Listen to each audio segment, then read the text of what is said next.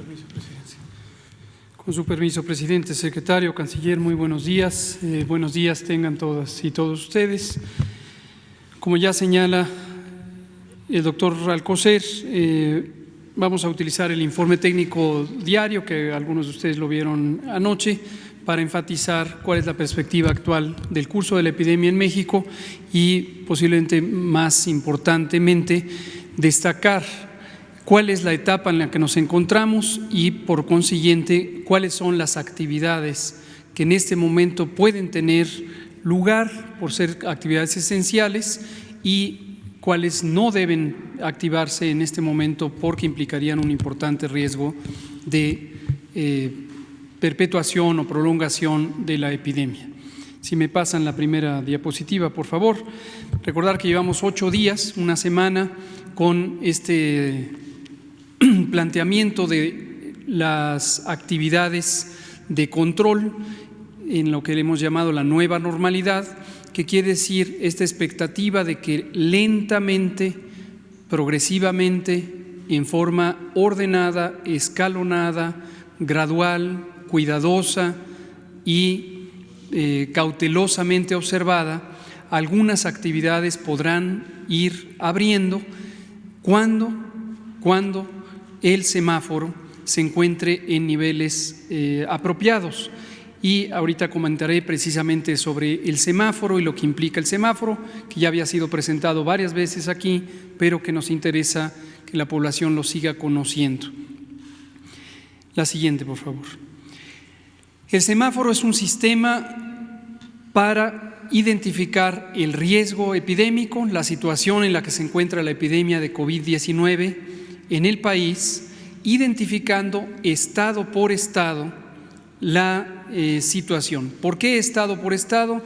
Porque, como hemos comentado desde hace varias semanas, los países que son geográficamente extensos, como México, como Estados Unidos, como Canadá, como Brasil, como Rusia, India, los países que son territorialmente grandes, no tienen una sola epidemia, en realidad tienen múltiples epidemias. Esto quiere decir, es la misma enfermedad, por supuesto, causa los mismos tipos de daño a la salud, pero el tiempo en que se presenta no es el mismo en cada estado o en cada ciudad grande, sino que ciudades grandes o zonas urbanas grandes, como la del Valle de México, que fue la primera en tener el primer caso desde el 28 de febrero, han tenido una progresión más lenta, porque la epidemia tiene muchos más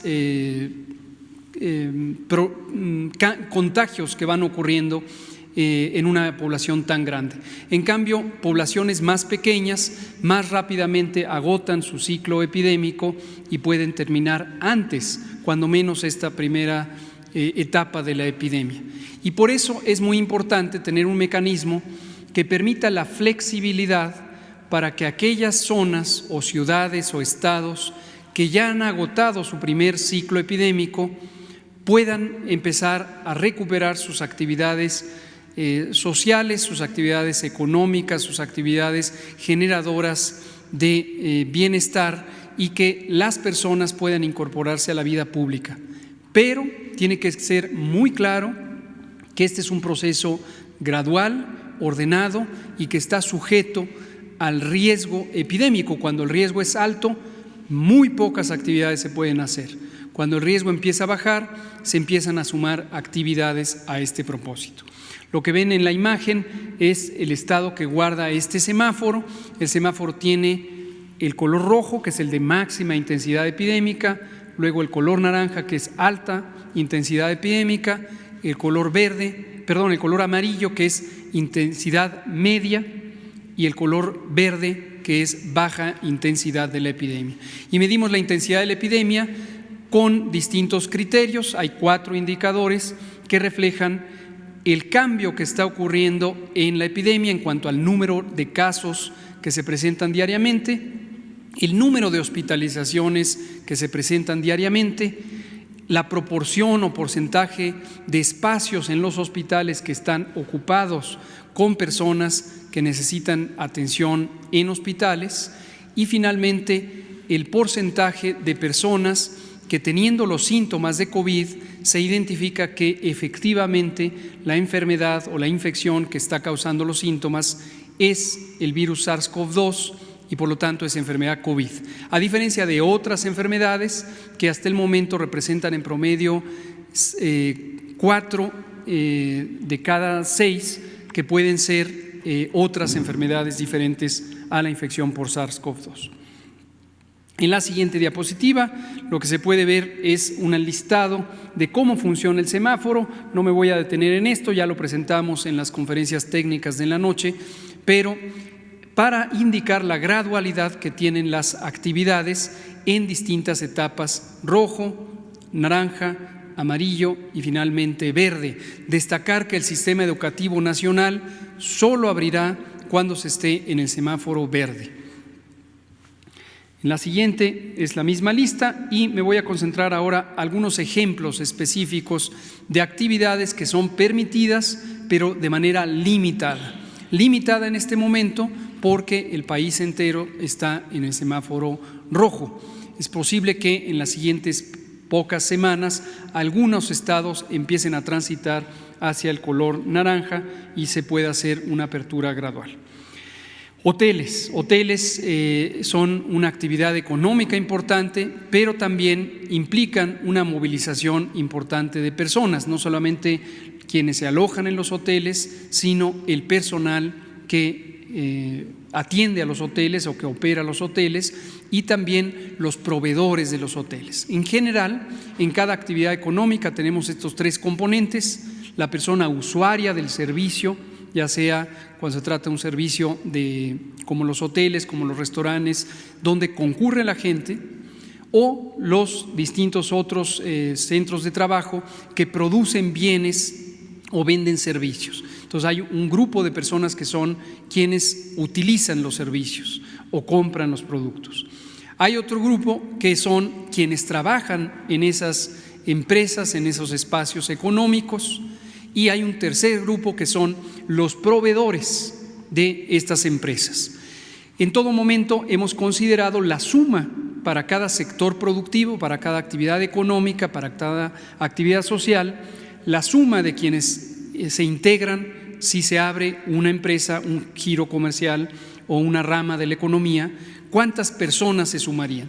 Y la lógica técnica de esta apertura gradual, como se presentó aquí hace un par de semanas, es tener un balance apropiado entre la aspiración de lograr reactivar la economía, el bienestar social, la generación de riqueza, sobre todo para las familias que dependen día a día de estos espacios económicos, pero por otro lado, cuidando que la cantidad de personas que se integran al espacio público sea muy, muy controlada.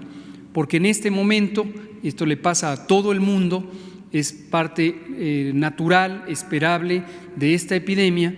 Entre más personas se integran al espacio público, mayor es la consecuencia en términos de prolongar la epidemia o incluso hacer que la epidemia se vuelva más grande.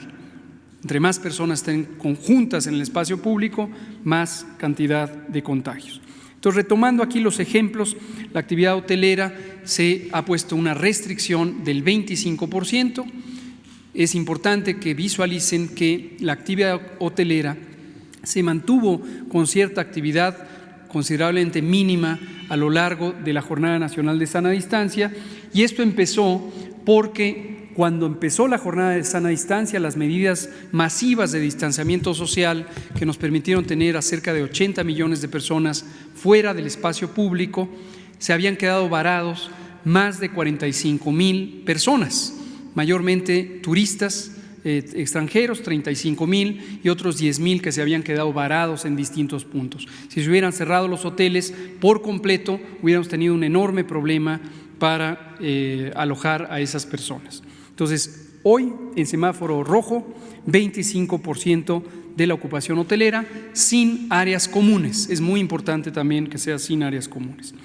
Los servicios de alimentos, restaurantes, cafeterías y demás, incluyendo los que tienen en los hoteles, están en este momento restringidos a la venta para llevar a casa o para la distribución a domicilio. Otro ejemplo, los servicios de estética, peluquería, barbería, etcétera. Consideramos importante buscar su reactivación de una manera muy controlada a través de servicios a domicilio, es decir, mayormente son proveedores individuales o de carácter familiar, son pequeños negocios y es importante que se reactiven, como hemos explicado una y otra vez, porque hay familias, grandes grupos de familias que dependen de estas economías de pequeña escala y en este caso se podrían activar en una forma segura si el servicio se da a domicilio, si se da por citas y no concurriendo en un espacio comercial. Los parques y jardines, consideramos también importante lograr la reactivación progresiva de estos espacios de una manera muy controlada. Una manera controlada implica tener un aforo limitado en espacios abiertos, obviamente no se puede definir a priori un aforo como sí se puede definir en espacios cerrados, en donde cada establecimiento tiene una cantidad de gente permitida por sus protocolos de protección civil, pero sí se puede que la autoridad estatal y municipal, sobre todo la municipal, regule el uso de parques para que haya siempre una dispersión de personas. Esto implicaría no abrir áreas de juegos infantiles, no abrir para sitios de congregación en los parques o no permitir que estas congregaciones existan, pero en cambio sí para los usuarios individuales o en pequeños grupos que lo puedan empezar a hacer. Los establecimientos comerciales de provisión de alimentos y otros insumos básicos, como mercados y supermercados, han permanecido abiertos desde la Jornada Nacional de Sana Distancia, porque obviamente los necesitamos todos los días. Son actividades fundamentales para la subsistencia de toda la sociedad. Permanecen abiertos, se recomienda un aforo no mayor al 50% de su aforo legal y preferentemente que haya solo una persona por familia que pasa a un tiempo a abastecerse. Y finalmente tenemos el otro ejemplo que son las actividades deportivas profesionales. Se ha estado trabajando con la Liga MX y otros funcionarios o empresarios del campo deportivo y al igual que se ha hecho en otros países, se considera que se puede hacer de una forma muy controlada si no se permite que haya público. Aquí estamos hablando de una actividad en términos sanitarios de alto peligro de contagios si hubiera público. Sin embargo, a puertas cerradas, solo con público televidente, se puede llevar a cabo esta actividad y se considera que aún sería útil desde el punto de vista de su actividad económica. Y en la segunda diapositiva, que es la que también quiero dejar clara, son las actividades suspendidas. Los gimnasios, spas, centros de masajes, etcétera, aunque son relativamente pequeños, el riesgo estriba en el contacto físico entre personas, la proximidad en los espacios cerrados, el contacto a través de superficies inertes como los propios equipos de realización de ejercicio, pero además una condición fisiológica que es la respiración acelerada que obviamente llevaría a una mayor probabilidad de contagios entre las personas. Entonces no se recomienda su apertura en semáforo rojo. Cines, teatros, museos y demás espacios culturales, auditorios, no se considera apropiado abrirlos en este momento. Son sitios donde la congregación es demasiado estrecha y demasiado prolongada y en este momento podrían ser un contribuyente muy importante de los contagios. No se recomienda abrir cines, son una actividad de importante riesgo en este momento. Los centros comerciales pasa lo mismo, son espacios cerrados donde existe una confluencia importante de personas, no se recomienda abrirlos. Iglesias, mezquitas, sinagogas y demás templos de culto, no se recomienda abrirlos por las mismas razones. Conciertos masivos superiores a 500 personas, tampoco se recomienda abrirlos, o espectáculos teatrales, musicales y deportivos y demás, no se recomienda abrirlos.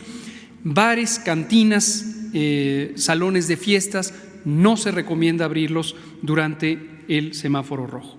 Termino de manera muy expedita, nada más mostrando el informe técnico, algunas viñetas, no todo, pero en la situación mundial tenemos 6.931.000 personas que desde el inicio de la epidemia en enero han sido confirmadas con COVID. 23% de ellas, que son 1.603.000, lo han tenido en los últimos 14 días. Es la parte activa de la epidemia. Lo que se muestra en las barras, como lo conocen ustedes, es la distribución por zonas del mundo, por continentes, donde 56% está la epidemia activa, la de los últimos 14 días, en la región de América. Europa continua y progresivamente va disminuyendo su contribución en la medida en que la mayoría de las epidemias en Europa han estado ya en un buen control. La siguiente es el caso mexicano. Desde el 28 de febrero, cuando tuvimos el primer caso confirmado, se han confirmado 120.102 personas con COVID, con enfermedad confirmada, y de ellos 15%, que es son 18.416, lo han tenido en los últimos 14 días. Este es uno de los signos que mencionaba ya el doctor Alcocer, secretario de Salud, donde se empieza a ver manifestaciones de reducción de la intensidad epidémica.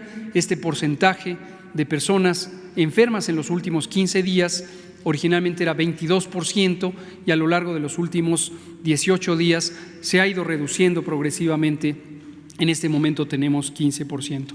Desafortunadamente 14.053 personas han perdido la vida por las complicaciones crónicas de COVID. Y nos vamos a saltar varias diapositivas para mostrar 3 más. La siguiente, siguiente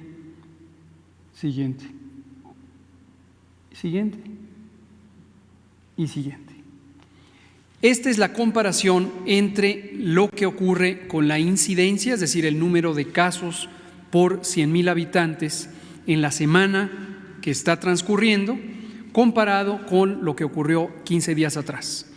Y esta comparación es importante porque nos da otra de las manifestaciones de reducción de la intensidad epidémica.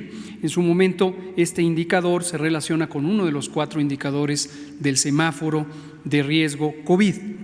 Vean ustedes las primeras par de columnas, la verde y la azul, que representan a la Ciudad de México, sitio donde existe la mayor cantidad de casos, tanto nuevos como acumulados. Empiezan a ser de tamaño semejante estas 2 barras. La interpretación de estas barras es cuando la barra verde, que es la semana presente, es mayor que la quincena anterior, quiere decir que la epidemia está en crecimiento. Cuando las 2 barras empiezan a tener la misma intensidad, quiere decir que la epidemia está estable, y cuando empieza a ser más pequeña la barra verde, que es la semana presente, quiere decir que la epidemia va en declive. Esto en las últimas semanas en la Ciudad de México, que ya lleva una prolongada meseta del punto máximo de intensidad epidémica, estamos viendo ya una reducción. No perder de vista que en el Valle de México la razón por la que esta epidemia se ha prolongado, a pesar de que llegó a su punto cumbre el 7 de mayo, es porque es una zona en donde confluyen habitantes de otras regiones, no solamente de la zona conurbada del Estado de México, sino incluso de otros municipios más remotos. Yucatán, por ejemplo, ya tiene una barra del presente más pequeña, lo mismo Guerrero, lo que es una señal de cómo se va reduciendo la intensidad epidémica. Otros estados, por ejemplo Aguascalientes, va aumentando su intensidad epidémica en la última semana comparada con la previa. La siguiente, por favor. Y esta es la representación de la comparación de estas 2 barras para pronta identificación. Vean ustedes donde aparece un 0 en la parte derecha de la gráfica, es justamente Morelos, que está en un equilibrio en su epidemia, y hacia el lado derecho vemos reducciones: Sonora, Hidalgo, Querétaro, Yucatán y Guerrero, con una reducción de 41% respecto a la quincena previa.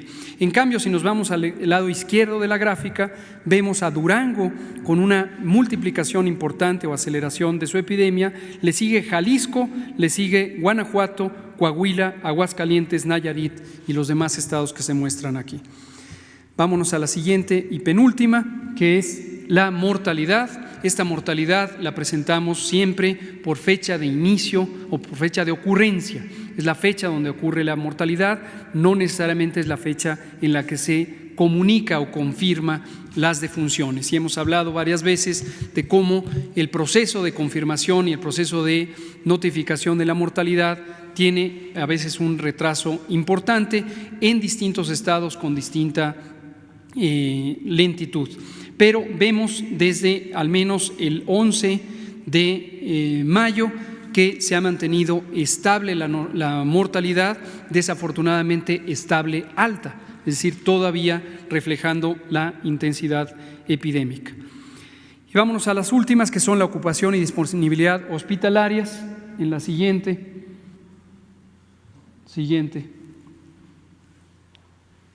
Aquí.